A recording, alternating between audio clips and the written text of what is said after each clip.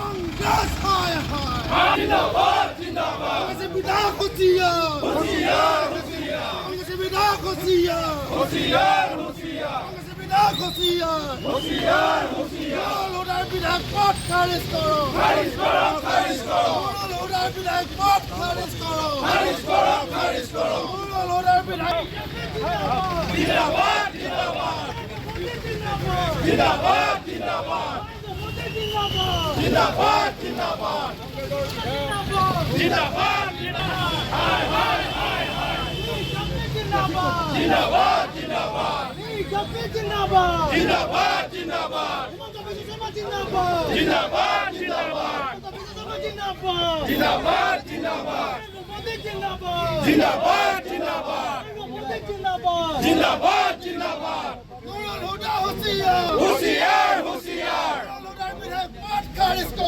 কালি যেহেতু পবিত্ৰ সদনত কংগ্ৰেছী বিধায়ক নুৰুলে যিটো ঘটনা ঘটালে আমি ভাৰতীয় জনতা পাৰ্টি ST মৰ্চা ডিব্ৰুগড় জিলাৰ ফালৰ পৰা একেমুখে ধিক্কাৰ দিছোঁ আৰু আমি দাবী কৰিছোঁ নুৰুলাৰ যিটো বিধায়ক পদ তেখেতে খাৰিজ কৰিব লাগে আৰু কঠোৰতমকৈ তেখেতক শাস্তি প্ৰদান কৰিব লাগে।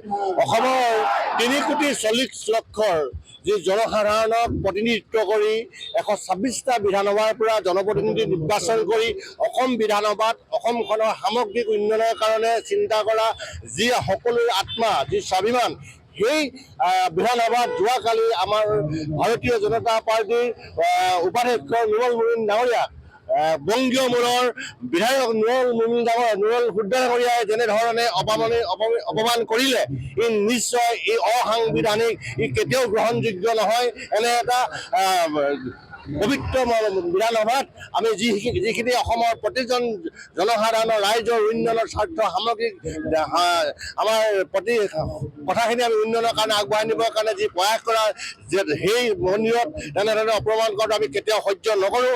আজি সমগ্ৰ অসমৰ লগতে আজি ডিব্ৰুগড় জিলাও ভাৰতীয় জনতা পাৰ্টীৰ ST মৰ্চাৰ উদ্যোগত এনেধৰণে প্ৰতিবাদমূলক কাৰ্যসূচী লোৱা হৈছে। অতি সোনকালে তেখেতৰ বিধায়ক পদ খাৰিজ কৰক আৰু তেওঁক এৰেষ্ট কৰক। তাকে আজি এই আমাৰ ডিব্ৰুগড় এই চকিডিঙিৰ পৰা ভাৰতীয় জনতা পাৰ্টি হৈ আমি ইয়াৰ পৰা তীব্ৰ প্ৰতিবাদ কৰিছোঁ। মাননীয় উপাধ্যক্ষ নুৰুল মুমিন ডাঙৰীয়াক কংগ্ৰেছৰ বিধায়ক নুৰুল হুদা ডাঙৰীয়াই শাৰীৰিক যি অত্যাচাৰ চলালে তাৰ প্ৰতিবাদত আমি ভাৰতীয় জনতা পাৰ্টি ডিব্ৰুগড় জিলা সমিতিয়ে আজি প্ৰতিবাদ কৰিছোঁ। কংগ্ৰেছৰ যি বিধায়ক আৰু কংগ্ৰেছ দলক আমি ভাৰতীয় জনতা পাৰ্টি ডিব্ৰুগড় জিলা সমিতিয়ে ইয়াৰ পৰাই তেখেতলোকক আমি চেলেঞ্জ কৰিছোঁ। তেখেতলোকক আমি ইয়াৰ পৰা গৰিহণা দিছোঁ আৰু তেখেতলোকক এটা কথা ক'ব বিচাৰিছোঁ যে জনজাতি মূলৰ মানুহক তেওঁলোকে যি ৰঙা চকু দেখুৱাবলৈ চেষ্টা কৰিছে, ৰঙা চকু দেখুৱাইছে, তাৰ কাৰণে ভাৰতীয় জনতা পাৰ্টীয়ে কোনো কাৰণত সহ্য নকৰে। এই কথা আমি পুনৰবাৰ সকীয়াই দিছোঁ। ইয়াৰ উপৰিও আমি জিলাখনৰ য'তেই জনজাতি মানুহ নাথাকক লাগে, অসমৰ যি প্ৰান্ততে জনজাতি লোক নাথাকক লাগে, ভাৰতীয় জনতা পাৰ্টী সদায় তেখেতলোকৰ লগত থাকিব আৰু ভাৰতীয় জনতা পাৰ্টীয়ে কোনো ধৰণৰ এনেধৰণৰ দম এনেধৰণৰ তেওঁলোকৰ দাদাগিৰি আমি কেতিয়াও সহ্য নকৰোঁ। এই কথা পুনৰবাৰ মই সকীয়াই দিছোঁ।